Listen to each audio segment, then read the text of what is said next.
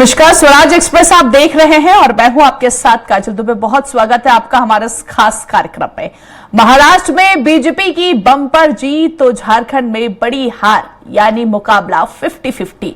ऐसा ही कुछ हाल हुआ मध्य प्रदेश के उपचुनाव में, जहां बीजेपी को एक जीत और एक हार से संतुष्ट होना पड़ेगा।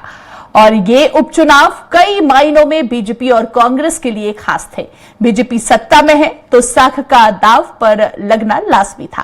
कांग्रेस विपक्ष में है तो उसे जीत की संजीवनी हर हाल में चाहिए थी। अब इसे राजनीतिक सहयोग कहे कि ना तो बीजेपी की साख पूरी तरह बच सकी और ना ही कांग्रेस को पूरी तरह संजीवनी मिल सकी। फिलहाल क्या रहे जीत हार के मायने, आज इसी पर चर्चा होगी, लेकिन उससे पहले देखिए हमारी एक खास रिपोर्ट। मध्य प्रदेश में 2 सीटों पर हुए उपचुनाव में एक सीट बीजेपी तो एक सीट कांग्रेस के हाथ में आ गई है, यानी राजनीतिक मुकाबला 50-50 पर खत्म हो गया है।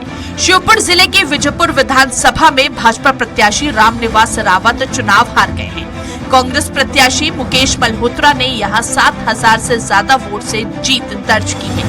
ये उपचुनाव प्रदेश कांग्रेस की कमान संभालने वाला जीतू पटवारी की अग्नि परीक्षा जैसे थे, जिसमें एक सीट पर मिली जीत कांग्रेस के लिए संजीवनी का काम कर सकती है। ये बात जीतू भी जानते हैं, तभी वो खुश भी हैं। विजयपुर की ऐतिहासिक जीत करारा जवाब है भारतीय जनता पार्टी को, उसके आतंक को, उसके प्रशासन को। जो कलेक्टर, बीजेपी और चुनाव आयोग ने भारतीय जनता पार्टी के लिए कैसा काम किया, डाकुओं का उपयोग भी चुनाव में किया, हर तरह की यातना और अत्याचार, कार्यकर्ताओं को जेल भेजा, कई मुकदमे लगाए, हमारे दलित भाइयों को सार्वजनिक गांव घेर घेर के पीटा गया। जो फिल्मों में नहीं होता है वैसी भयावह स्थिति विजयपुर में बनाई। उसके बाद भी विजयपुर की जनता ने बाबा साहब अम्बेडकर के संविधान की रक्षा की, लोकतंत्र की रक्षा की। उधर बीजेपी का गढ़ कही जाने वाली बुधनी सीट पर जो कयास लगाए जा रहे थे, उस पर बुधनी की जनता ने मोहर लगा दी है। पूर्व सीएम शिवराज सिंह चौहान की सीट रही बुधनी उपचुनाव में भाजपा प्रत्याशी रमाकांत भार्गव करीब 11,000 वोटों से जीत गए हैं। उन्होंने कांग्रेस के राजकुमार पटेल को हराया है। 2023 के चुनाव में यहां भाजपा के शिवराज सिंह चौहान 1 लाख से ज्यादा वोटों से जीते थे। यहां बीजेपी की जीत का अंतर घट गया है, लेकिन सीट जीतकर बीजेपी की साख जरूर बच गई है, क्योंकि एक हार और एक जीत के साथ बीजेपी का मुकाबला 50-50 कहा जा सकता है। हमारे मुख्यमंत्री डॉक्टर मोहन यादव के नेतृत्व में मध्य प्रदेश के अंदर हम लगातार विजय हासिल कर रहे हैं। बुधनी भी जीते हैं और विजयपुर के अंदर भी मार्जिन बहुत कम हुआ है। इसलिए विजयपुर के कार्यकर्ताओं को भी मैंने कहा है कि इस ताकत के साथ समीक्षा तो करेंगे ही, लेकिन चिंता मत करिए, आपने मेहनत की है और 18,000 से हम 7,000 पर आए। आगे जाकर के अगले चुनाव में भारतीय जनता पार्टी विजयपुर में ही विजय का इतिहास बनाएगी। हम विजयपुर पिछड़े हैं तो मेरा ऐसा मानना है कहीं न कहीं स्थानीय कारण हो सकती है। जनता पूर्ण रूप से वैसे भारतीय जनता पार्टी के साथ है। उपचुनाव में कहीं न कहीं विजयपुर के में हमारी कार्यकर्ताओं की, हम सब की कहीं न कहीं कोई कमी रही होगी। चुनाव से पहले सरकार ने विजयपुर विधानसभा में 400 करोड़ रुपए के विकास कार्य करवाए। सिंधिया को छोड़कर बीजेपी के बड़े नेता और सरकार के मंत्री विजयपुर में डेरा डाले रहे, लेकिन आदिवासी वोटर्स की नाराजगी में ये सब धरा की धरा रह गया। वहीं बुधनी में भी शिवराज के जाते ही बीजेपी का जादू कम होता दिखा। 1 लाख वोटों से जीतने वाले शिवराज के मिस्टर भरोसेमंद रमाकांत भार्गव की जीत का अंतर 10% से भी कम आकर टिक गया। इन दोनों सीटों के नतीजों से बीजेपी और कांग्रेस की सियासत पर क्या असर पड़ेगा, ये आने वाले वक्त में देखने वाली बात होगी। Bureau report, Swaraj express. और इसके साथ ही इस मुद्दे पर ज्यादा बातचीत के लिए हमारे साथ प्रियंका दुबे, बीजेपी प्रवक्ता, जुड़ चुकी हैं। इसके साथ ही अमित चौरसिया, कांग्रेस प्रवक्ता, आशीष दुबे, वरिष्ठ पत्रकार। आप तीनों मेहमानों का बहुत बहुत स्वागत करते हैं स्वराज एक्सप्रेस में। चर्चा की शुरुआत वरिष्ठ पत्रकार आशीष दुबे जी से करेंगे। सर, क्या लगता है कि जिस तरह से आप परिणाम आए हैं, इस परिणाम को कैसे देखते हैं? क्या ये अपेक्षित थे या मामला 50-50 जा सकता था? देखिए, ये परिणाम जो है ये दो दलों के हिसाब से देखें तो दोनों के लिए अपेक्षित और अनपेक्षित दोनों श्रेणी में रखे जा सकते हैं। लेकिन ये वाकई जो परिणाम है, अगर उसमें हम देखें तो विजयपुर एक ऐसी सीट थी जहां पर भाजपा सबसे ज़्यादा आशंकित थी। बीजेपी ने पूरी ताकत विजयपुर पे झोंकी थी। मुख्यमंत्री ने एक किस्म से अपना कैंप बना लिया था उसको, 2-3 बार वो उन्होंने वहाँ पे रात रुके, लोगों से बात की। तो विजयपुर के जो समीकरण थे वो वैसे ही गड़बड़ाए हुए थे भाजपा के, क्योंकि रामनिवास रावत की उम्मीदवारी से जो वहाँ के बीजेपी के जो लोकल लीडर्स थे वो नाराज थे, असंतुष्ट थे। इसलिए मोहन यादव ने कई बार उन्हें समझाइश दी, वहाँ गए, उनके साथ बंद कमरा बैठक भी हुई है। लेकिन देखिए, एक तो ये वजह है कि बीजेपी के अंदर ही कहीं ना कहीं कुछ ऐसा था जो रावत के पक्ष में नहीं था। भले ही सरकार की वो नाक का सवाल था, लेकिन वहाँ के लोग बहुत, मुझे नहीं लगता कि बहुत उनके साथ थे। दूसरी बात ये भी थी कि वो जो सीट है वो बेसिकली थोड़ी सी कांग्रेस मिजाज की सीट रही है। रावत वहाँ जीते हैं तो रावत जीतते आए थे तो कहा जाता था कि ये रावत की सीट है, लेकिन अब चूंकि वहाँ दूसरा प्रत्याशी जीत गया है तो कहा जा सकता है कांग्रेस मिजाज की सीट थी। तो जो आदिवासी वहाँ हैं, 30-32 हज़ार आदिवासी जो थे, और इतने ही संख्या में जो दूसरे जो दलित और अन्य वर्ग के इस तरह के लोग हैं, ये जो चीज़ें मुझे लगता है गेम चेंजर सी साबित हुई हैं। ये वोट जो कांग्रेस के थे वो कांग्रेस के पास वापस आए। ये वही वोट थे जिन्होंने रावत को जिताया था, और ये वही वोट है जिन्होंने अब कांग्रेस के मल्होत्रा को वहाँ जिताया है। तो ये जो सीट, ये है बुधनी की सीट पे जो संघर्ष करना पड़ा है शिवराज सिंह चौहान के कैंडिडेट को, भाजपा के कैंडिडेट को, वो थोड़ा सा आश्चर्यजनक है। और आश्चर्यजनक इसलिए भी है कि अपेक्षित इसलिए भी है कि वहां पर जब उनकी उम्मीदवारी घोषित की गई थी रमाकांत भार्गव की, तब वहां पे कई बड़े नेताओं ने खुलेआम विद्रोह किया था, विरोध किया था। बाद में उन्हें किसी तरह समझाया गया, क्षेत्र से बाहर भेजा गया, लेकिन वो जो चिंगारी थी जो विजयपुर वाली थी वो मुझे लगता है कहीं ना कहीं बुधनी में जलती रही, जिसकी वजह से मार्जिन इतना कम हुआ। शिवराज सिंह बड़े वोटों से जीतते थे तो वो शिवराज सिंह का अपना हो रहा था, लेकिन इसके बावजूद भी इतने कम वोटों से जीतना, इतनी धीरे धीरे सारे परिणाम आना, ये अपने आप में बहुत कुछ कहता है। और इसकी वजह से भारतीय जनता पार्टी की जो सरकार है उसको एक बार फिर अपना पूरा चुनावी मैनेजमेंट देखना होगा, समझना होगा। और यहाँ पे फिर वही सवाल आएगा कि जो कांग्रेस से लोग भाजपा में आए हैं वो कितने स्वीकार्य हो सके हैं। मुझे लगता है कि इसमें अभी कसर बाकी है, भाजपा ने पूरी तरह उन्हें स्वीकार नहीं किया है। ठीक है, बिल्कुल। बीजेपी प्रवक्ता प्रियंका जी, विजयपुर में आखिर कहां कमी रह गई? क्योंकि हमने देखा कि जब चुनाव प्रचार किया गया था, मुख्यमंत्री वहां खुद पहुंचे थे, शिवराज सिंह चौहान वहां पर पहुंचे हुए थे, 400 करोड़ के विकास कार्यों का वादा किया था। आखिर कहां कमी रह गई? जाहिर सी बात है दोनों दलों के लिए ही ये जो चुनाव था ये काफी महत्वपूर्ण था, लेकिन विजयपुर सीट हासिल नहीं कर पाए, क्या कमी रह गई? सबसे पहले आप सभी को नमस्कार। और जो भी उम्मीदवार जीते हैं, भाजपा के भी हो चाहे कांग्रेस के हो, उन दोनों को ही बधाई। वहां के कार्यकर्ताओं की जो जमीनी स्तर पे कार्य करते हैं, चाहे वो कांग्रेस के हो चाहे भाजपा, क्योंकि पूरे समय सक्रियता वही बनाए रखते हैं। और सबसे पहले बधाई ईवीएम को, और उसके बाद बधाई चुनाव आयोग को कि कम से कम इस बार उनके ऊपर सवालिया निशान नहीं आ रहे हैं। अभी सबके कम से कम मुंह बंद है, नहीं तो सबसे पहले तो ईवीएम ही कटघरे में आ जाती है, चुनाव आयोग कटघरे में जाता है, पूरा सरकारी तंत्र कटघरे में आ जाता है। तो आज लोकतंत्र भी सुरक्षित हो गया मध्य प्रदेश में, सही हो गई है। इस चीज का भी हमें हर्ष मनाना चाहिए कि कम से कम अभी इन दोनों के ऊपर क्लीन चिट मिली हुई है। अब हम बात करते हैं, जैसा कि आपने कहा, तो हर चीज की समीक्षा करना भारतीय जनता पार्टी की पद्धति रही है। जहां हम जीतते हैं वहां भी हम समीक्षा की स्थिति में रहते हैं, और जहां मार्जिन कम हुआ है वहां भी समीक्षा की जाती है। अभी जैसे हमने निर्वाचन के लिए जो हमारा कार्यक्रम चला, संगठन पर्व हमने मनाया, हम उसे भी उत्साहित तौर पे मनाते हैं। जो भी, अगर हमने कहा, जैसे हमारे भाई साहब बात कर रहे थे बुधनी को लेकर के, बुधनी में माननीय हमारे शिवराज सिंह जी की अगर बात करें, हमारे पूर्व मुख्यमंत्री जो वर्तमान के हमारे केंद्रीय मंत्री जी की अगर हम बात करें, उनका कद, उनका व्यक्तित्व इतना बड़ा है कि उस व्यक्तित्व के समकक्ष खड़ा होना अभी सभी के लिए कठिन है। उनके मार्जिन के साथ कंपैरिजन किसी का कर पाना कठिन है। वो एक ऐसे व्यक्तित्व है जिसके कारण व्यक्ति सोल टू सोल कनेक्ट महसूस करता है। उनके भाषण से, उनकी व्यक्तित्व से, उनकी जो भी जनता के बीच में उपस्थिति रहती है, जनता उनके साथ जो आत्मीयता महसूस करती है, उसको अगर कोई और अभी कॉपी करना भी चाहे या कोशिश भी करना चाहे तो अभी थोड़ा सा समय लगेगा। वो एक अलग ही व्यक्तित्व है। तो उनके साथ में रमाकांत जी भार्गव भाई साहब के कंपैरिजन थोड़ा सा अलग है। तो जनता का भी जुड़ाव, ये मानव स्वभाव है, थोड़ा सा अलग होगा। अब हम बात करते हैं विजयपुर की।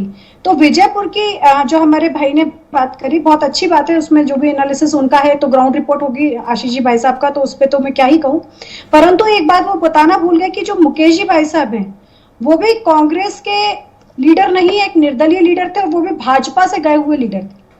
तो कांग्रेस के पास में, रामनिवास रावत जी के पास में खुद कांग्रेस का कोई चेहरा नहीं था। जो चेहरा लड़ा गया, अगर हम बात करें सहरिया विकास प्राधिकरण के अगर जो अध्यक्ष रहे हैं मुकेश जी मल्होत्रा, जो लीडरशिप अगर उनके अंदर है तो वो भाजपा की दी हुई है। तो उनको उस चीज का संगठनात्मक अनुभव का भी हो सकता है उनको लाभ वहां मिला हो, जिसका मुझे पूरा विश्वास है, क्योंकि भाजपा के अंदर एक एक कार्यकर्ता संगठन को जितने अच्छे से समझता है, मैनेजमेंट को, माइक्रो मैनेजमेंट को जिस तरीके से समझता है, वो उसके लिए काबिले तारीफ होता है। उस चीज का हो सकता है उनको लाभ मिला हो। बाकी इसके अलावा स्थानीय स्तर पर क्या विषय रहे हैं वो थोड़ा सा विचारणीय है, और वो माननीय अध्यक्ष जी ने भी जैसा कहा है हमारे कि उसके ऊपर विचार किया जाएगा और समीक्षा की जाएगी। लेकिन जो मार्जिन जो 18,000 से 7,000 पे आई है वो भी हमारे लिए बहुत बड़ी बात है, क्योंकि कांग्रेस जो लगातार वो सीट जीतती चली आई है, वहां मार्जिन का कम होना भी एक रण को भेदने के लिए काफी है। चलिए ठीक है, बिल्कुल। कांग्रेस प्रवक्ता हमारे साथ अमित जी भी जुड़े हुए हैं। अमित जी, हार पर तो हम बाद में मंथन करेंगे, माफ कीजिएगा, बातचीत करेंगे, लेकिन हाँ, अगर बात करें जीत की तो विजयपुर सीट आपने जीती है, और कहीं ना कहीं ये सीट जीतने के बाद यूं कह सकते हैं कि बहुत चुनौतीपूर्ण था ये सीट को जीतना। क्या कुछ कहना चाहेंगे आप? काजल जी और आपके सभी दर्शकों को भी, ये जो सीट थी ये बहुत चुनौतीपूर्ण सीट थी, और ये मध्य प्रदेश की जनता आपको नहीं थी। ये परिणाम आने के बाद आप, मैं समझ, व्यूज बढ़े दर्शकों से। मध्य प्रदेश में चुनाव बहुत महत्वपूर्ण थे। ये जो वर्तमान की सरकार है, जो गुब्बारे की भी हवा निकल गई, और जो स्वाद जनता ने इस प्रदेश में सरकार मोदी की बनने के बाद चखा है, तो मैं समझता हूँ ये परिणाम बहुत कुछ बता रहे हैं। चाहे वो बुधनी हो, चाहे विजयपुर हो। विजयपुर में एक बड़ा मार्जिन जो था शिवराज सिंह चौहान जी का, वो सिमट के 8,000 पे आ गया। और जो विजयपुर के अंदर जिस तरह से भारतीय जनता पार्टी ने नफरत की, घृणा की राजनीति को बढ़ावा देने का काम करा, दल बदल की राजनीति को करने का काम करा, ये तमाम प्रकार की राजनीति को विजयपुर की जनता ने करारा जवाब दिया। जिस प्रकार से हमारे प्रदेश अध्यक्ष जीतू पटवारी जी ने आज कहा कि गुंडों का आतंक और डाकुओं ने जिस तरह से आतंक वहां मचाया, वो जनता ने बाबा भीमराव अम्बेडकर के संविधान की वहां पर रक्षा करी है, और एक करारा जवाब भारतीय जनता पार्टी को दिया है। और जो हमारा संघर्षशील नेतृत्व जिस तरह से पूरे प्रदेश में भारतीय जनता पार्टी के भ्रष्टाचार को उजागर कर रहे हैं, तो कहीं ना कहीं प्रदेश की जनता के दिल के दरवाजे भी हमने दस्तक जो दी थी वो खोले हैं, और जनता ने भी हमको अपना अपार स्नेह और समर्थन विजयपुर और बुधनी में दिया। और मैं समझता हूँ वहां के कार्यकर्ता जो निडर होके मैदान में बने रहे लगातार भारतीय जनता पार्टी के तंत्र। अभी मेरी बहन कह रही थी कि ईवीएम की बात आएगी, चुनाव आयोग की बात आएगी, सरकारी तंत्र, ये सब तो चीजें थी वहां पे। चुनाव आयोग तो पूरी तरह से मौन रहा मेरी बहन। जब वहां पे दलितों के घर लूटे गए, जब वहां पर खुलेआम गोलियां चली, जाओ खुलेआम आतंक पर फैलाया गया, मुख्यमंत्री जी कहते हैं कि कैसे भी करके चुनाव जीतना है। वीडी शर्मा जी चलते चुनाव में जिस दिन मतदान था उस दिन वहां पे जनसंपर्क कर रहे थे। फिर तो चुनाव आयोग किस तरह से धृतराष्ट्र बन के चुनाव में था, ये तो आपने और हमने सबने देखा मेरी बहन। और जो सरकारी तंत्र का दुरुपयोग जिस तरह से पहले के चुनाव में उपचुनाव में करा भारतीय जनता पार्टी ने, इस चुनाव में भी कोई कसर नहीं छोड़ी। लेकिन सबसे बड़ा सवाल या निशान मोहन यादव जी की सरकार और उनके कार्यकाल पे भी लग गया है। यह समीक्षा हुई है और इसकी गूंज जो है दिल्ली में बहुत जल्द सुनाई देने वाली है काजल जी। मोहन यादव जी के कार्यकाल की समीक्षा भी हुई है इस परिणाम से। ये भी समझिए बहुत गंभीर संदेश जनता ने दिया विजयपुर और बुधनी की जनता ने। 1 लाख की जीत से आपको 8,000 पर लाके खड़ा कर दिया। जो इवेंट आपने दिखाया, सदस्यता अभियान, पन्ना प्रमुख, कहाँ गया सब? तो ये बताता है कि किस तरह से आप मनोवैज्ञानिक की राजनीति करते हैं। सिर्फ पन्नों पे कागजों की आप जो राजनीति करते हैं, जमीन पे धरातल पे वो राजनीति बिल्कुल अलग होती है। ये संदेश भी है इस परिणाम के साथ में। अमित जी, जैसा कि आप कह रहे हैं कि जनता ने करारा जवाब दिया है, तो कहीं ना कहीं बुद्धि में आपको हार का सामना करना पड़ा। नहीं देखिए काजल जी, जैसे मैंने कहा कि सरकारी तंत्र और चुनाव आयोग का जिस तरह से बेजा इस्तेमाल इस उपचुनाव में हुआ, या हमने सबने देखा, इसको नकारा नहीं जा सकता। और आपके ही कैंडिडेट्स आपके जी। खिलाफ यहाँ पर चुनाव लड़ते हुए नजर आए, आपके ही कैंडिडेट रहे हैं वो एक देखिए, जमाने में, चुनाव- और आपके खिलाफ चुनाव लड़ते नजर आए, तो अब ऐसे में क्या कहेंगे आप? देखिए, चुनाव कौन लड़ता है कौन नहीं लड़ता है, क्या जी। उसकी इच्छाएं रहती है, उसके ऊपर तो किसी का प्रतिबंध है ही नहीं ना। हम उसे रोक तो सकते नहीं, सिर्फ समझा ही सकते हैं। पर ये लोकतंत्र है और यही लोकतंत्र की खूबसूरती है, यहाँ हर किसी को लड़ने की आजादी है पूरी तरीके से। लेकिन उसके बाद भी बुधनी के अंदर जिस तरह से भारतीय जनता पार्टी ने चुनाव को लूटा, शिवराज सिंह चौहान जी जो सबसे बड़ी लीड से जीते थे, यही आपका चैनल था जब विधानसभा चुनाव के परिणाम आए थे तो सर्वाधिक मतों से जीतना शिवराज सिंह चौहान जी उस पूरा मध्य प्रदेश में सर्वाधिक मत उससे जीते थे। और आज वही बुधनी के अंदर चुनाव होता है, वही शिवराज सिंह चौहान जी का। इसका मतलब वहां पे विकास के दावे सारे खोखले थे, वहां विकास हुआ ही नहीं। वहां प्रजातंत्र और लोकतंत्र को पूरी तरीके से लूट के जो है कुर्सी हथियाई गई है। ये बताता है ये परिणाम। कहां गए वो मतदाता, कहां गए वो वोट तो बीजेपी को ही दे रहे थे ना, अचानक कैसे गायब हो गए? ये बताता है कि जो वादे आपने किए हैं जनता को वो पूरे करना होंगे। आज ठीक है। किसान पीड़ित है, आज युवा पीड़ित है, आज महिलाएं पीड़ित है, तो आपको उनके साथ इंसाफ करना होगा। सरकार में जनादेश जनता ने आपको दिया है। आपने जो लाडली बहना से वादा करा था 3,000 रुपए प्रति माह देंगे, वो आपको देना होगा। आपने किसानों के साथ जो वादा करा था वो वादा आपको पूरा करना होगा। तो अगर आप वादे पूरे नहीं करेंगे तो आने वाले समय में ये विजय तिलक कांग्रेस के सर पे जनता लगाएगी आने वाले चुनाव। ठीक है, प्रियंका जी कुछ कहना चाह रही हैं? जी प्रियंका जी। हमारे भाई यहाँ पर जो उपस्थित है हमारे सहभागी अमित जी चौरसिया, अभी इतने जोर जोर से चिल्ला के कह रहे थे कि किसान पीड़ित है, महिलाएं उत्पीड़ित हैं। बिल्कुल, अगर हम बात करें उमंग सिंघार जैसे नेता प्रतिपक्ष होंगे जिनके ऊपर महिला उत्पीड़न के मामले कायम है, जो हमारे जहाँ सहभागी भाई बैठे हैं, प्रवक्ता भाई, उनके ऊपर खुद अनंत चतुर्दशी की घटना, राजनीतिक चरित्र हरण करना भारतीय जनता पार्टी का काम है। कोर्ट में अभी तक उमंग सिंघारी के खिलाफ झूठे प्रकरण लगना और शासन और सत्ता का दुरुपयोग करना है भारतीय जनता पार्टी की कर्मियों का असली चेहरा है। तो इस तरह से आरोप लगा के राजनीतिक चरित्र हरण करना मेरी बहन ये ठीक नहीं है, ये ठीक बिल्कुल नहीं है, ये बिल्कुल ठीक नहीं है। राजनीतिक चरित्र हरण करना भारतीय जनता पार्टी का असली चाल चरित्र चेहरा है। जिस तरह कमलनाथ जी के खिलाफ आपने माहौल बनाया, इस तरह आप उमंग सिंघार जी का आरोप लगा रहे। एक भी प्रामाणिक आरोप नहीं है आपके पास। अगर प्रामाणिक आरोप है तो आप अपनी बात रखिए, अगर प्रामाणिक आरोप है तो बात रखिए। काजल जी, मेरा आपसे आग्रह है, अगर इनके पास प्रामाणिक आरोप है तो रखे, नहीं तो इस तरह से राजनीतिक चरित्र हरण करना भारतीय जनता पार्टी का असली चाल चरित्र चेहरा है। ये भारतीय जनता पार्टी का गंदा और घिनौना चेहरा है। जब आप मैदान में नहीं लड़ पाते हो, जब आपने ये अखबारों में छपना कैसे छपाया जाता है और किस तरह छपी जाती खबरें, ये हमें मत बताइए। ये किस तरह से खबरें को प्लान करके छपवाया जाता है, हमें मत बताइए। एक भी आरोप प्रमाणित हो तो बताइए, एक भी आरोप प्रमाणित हो तो आरोप लगाइए। कोई आरोप नहीं है आपका। आरोप अगर आप लगा रहे हैं तो प्रमाणित आरोप लगाइए। इस तरह से राजनीतिक चरित्र हरण करना भारतीय जनता पार्टी का असली चाल चरित्र चेहरा रहा है और इसी कंजी राजनीति को प्रदेश की जनता ने विजयपुर की जनता ने अमित जवाब दिया है। सर देखिए, मुद्दे पर बातचीत करेंगे प्रियंका जी, अमित जी मुद्दे पर बातचीत करेंगे कि जिस तरह से यहाँ पर हार का सामना बीजेपी को करना पड़ा, क्या ये सोचा था आपने प्रियंका जी? क्योंकि सत्ता में आपकी सरकार है प्रियंका जी, सत्ता में आपकी सरकार है, हार का सामना करना पड़ा आपको, और हम मुद्दे पर बातचीत करेंगे तो वो ज्यादा सही रहेगा। जी वही मैं कह रही हूँ कि जो लोग दूसरों का आकलन कर रहे हैं, पहले वो खुद का चरित्र तो सुधार लें। दूसरों को रिपोर्ट कार्ड देने से पहले आप अपना रिपोर्ट कार्ड तो सुधारिए। ये मैं नहीं कह रही, एक नहीं 4-4, 5-5 सारे न्यूज़पेपर की कटिंग्स में आप लोग को समझ प्रियंका जी, न्यूज़पेपर में खबरें कैसे लगती है और किस तरह प्लान होती है हमें मत समझाइए, हमें मत बताइए। इसकी कोई विश्वसनीयता नहीं है। कोर्ट भी अखबारों में छपी हुई खबर को प्रमाण नहीं मानती है। ये मीडिया ट्रायल के द्वारा छपी हुई खबरों को आप प्रमाण के रूप में पेश मत करिए। मीडिया ट्रायल में छपी ठीक है, चलिए ठीक है आशीष जी, जिस तरह से हमने देखा, ठीक है मैम प्लीज आशीष जी, इस बार हमने देखा काफी मार्जिन भी देखने को मिला और कहीं ना कहीं जिस तरह से विजयपुर सीट कांग्रेस के पाले में गई है तो कॉन्फिडेंस भी यूं देख सकते हैं आप कि कहीं ना कहीं हाई होता हुआ नजर आया।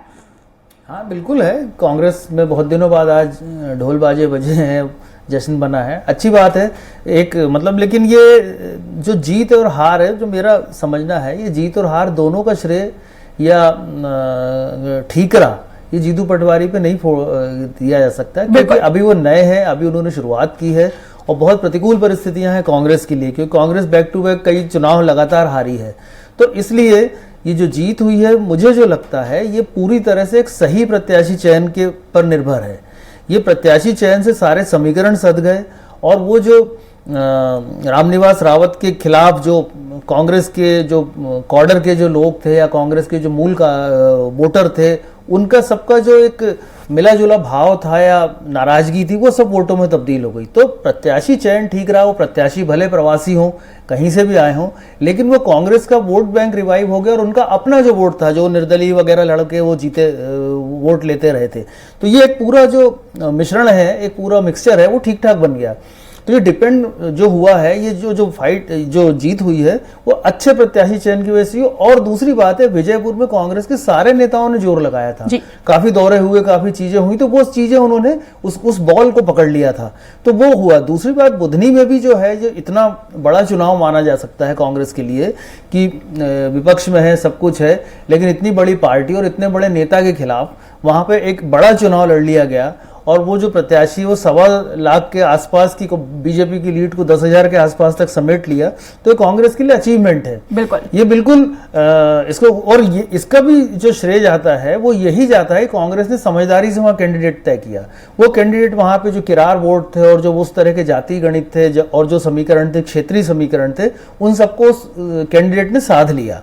तो एक इसलिए वो चुनाव भी अच्छा हुआ। तो चुनाव का नतीजा कुछ भी हो, अगर कोई पार्टी सही तरीके से कैंडिडेट चूज करती है और सारी भावनाओं को और सारे अपने लोगों को इकट्ठा करके चुनाव लड़ती है, तो चुनाव इस तरह से नतीजे भी देते हैं। ये जीतू पटवारी के लिए, जैसे हमारी बात हुई, जीतू पटवारी को आगे के लिए ये एक स्टडी की तरह होना चाहिए कि वो इस तरह से अपने संगठन को आगे बढ़ा सकते हैं। अभी फिलहाल तो एक आध चुनाव ही है उनके सामने, अगर हो सका तो बीना का होगा, लेकिन ये जो नगरीय प्रशासन और पंचायत के चुनाव होंगे, ये सब चीजें जो है उनके लिए कम से कम उनके कॉर्डर का जो थोड़ा बहुत कॉन्फिडेंस है उसको बूस्ट करने का काम आएगी। चलिए ठीक है, बहुत बहुत शुक्रिया आप तीनों मेहमानों का हमसे बातचीत करने के लिए। समय हमको और बातचीत के लिए इजाजत नहीं देता है, तो देखिए मध्य प्रदेश में अब की बार यूं कह सकते हैं कि 50-50 का मुकाबला जो है वो देखने को मिला। फिलहाल इस पेशकश में इतना ही। देखते रहिए स्वराज एक्सप्रेस। नमस्कार।